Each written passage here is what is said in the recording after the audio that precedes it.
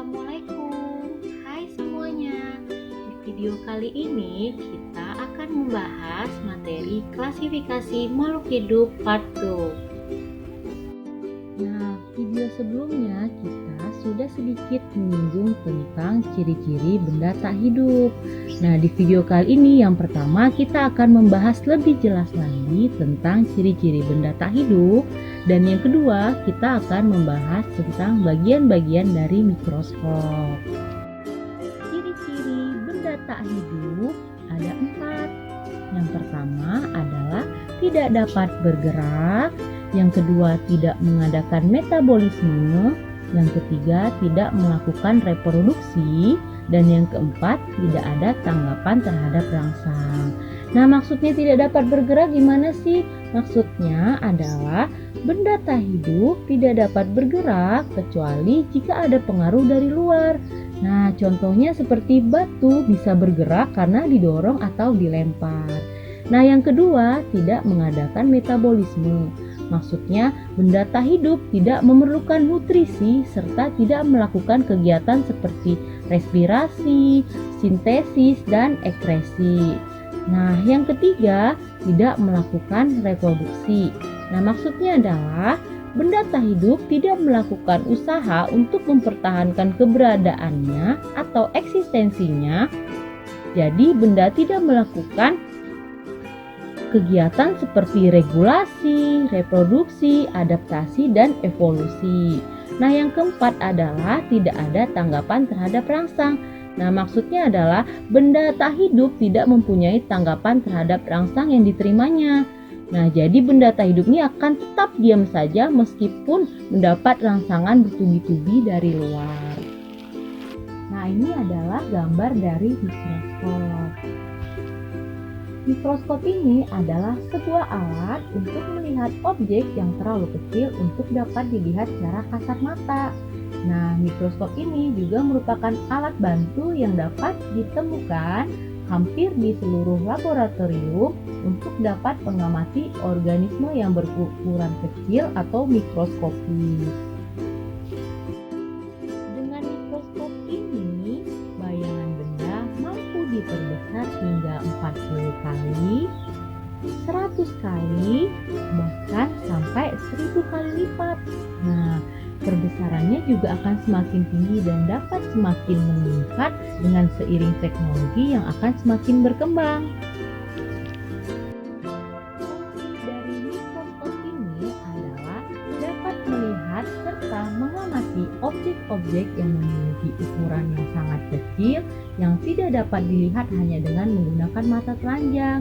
Jadi dengan alat ini kita akan lebih jelas lagi melihat benda-benda yang sangat kecil tersebut.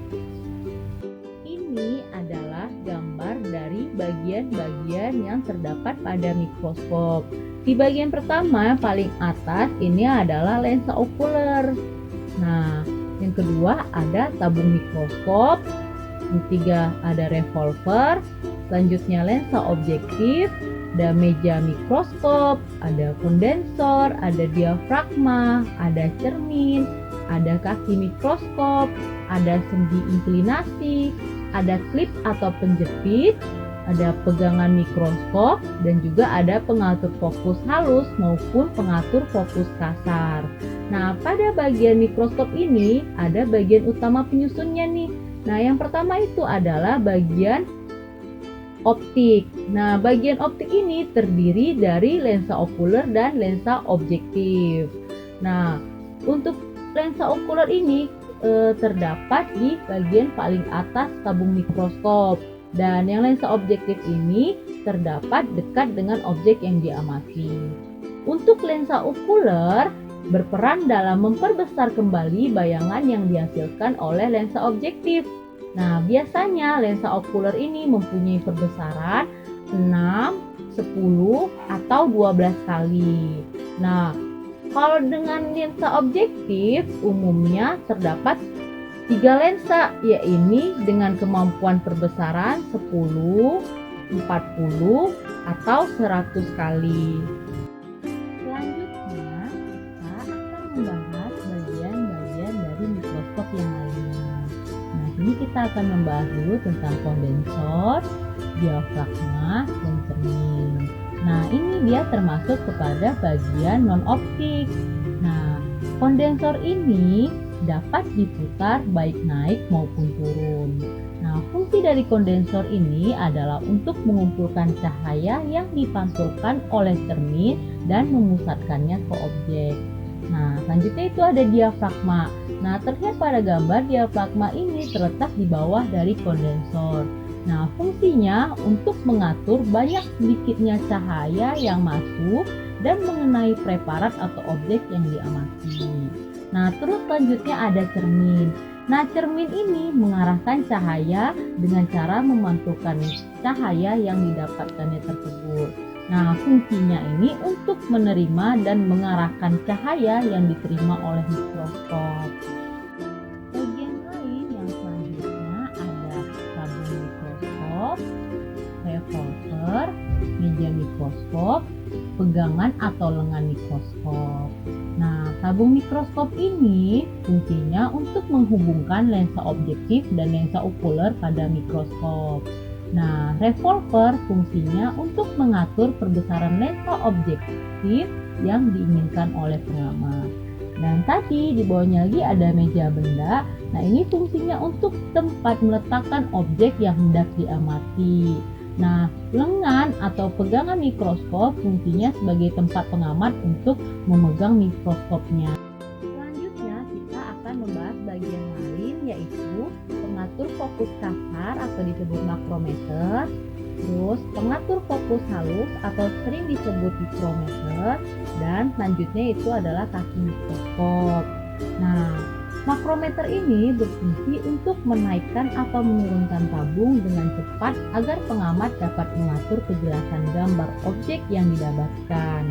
Nah, sedangkan mikrometer atau pemutar halus, ini fungsinya untuk menaikkan atau menurunkan tabung secara lambat dan berguna untuk melakukan pengaturan agar mendapatkan kejelasan dari gambaran objek yang diinginkan.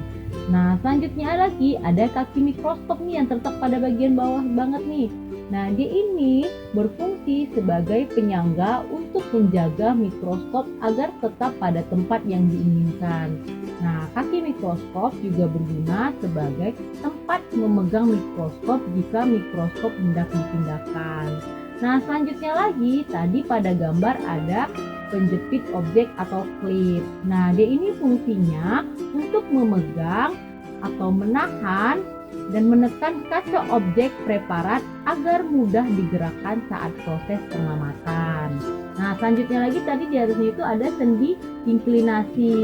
Nah, sendi inklinasi ini berfungsi untuk mengatur derajat kemiringan mikroskop untuk memudahkan pengamatan.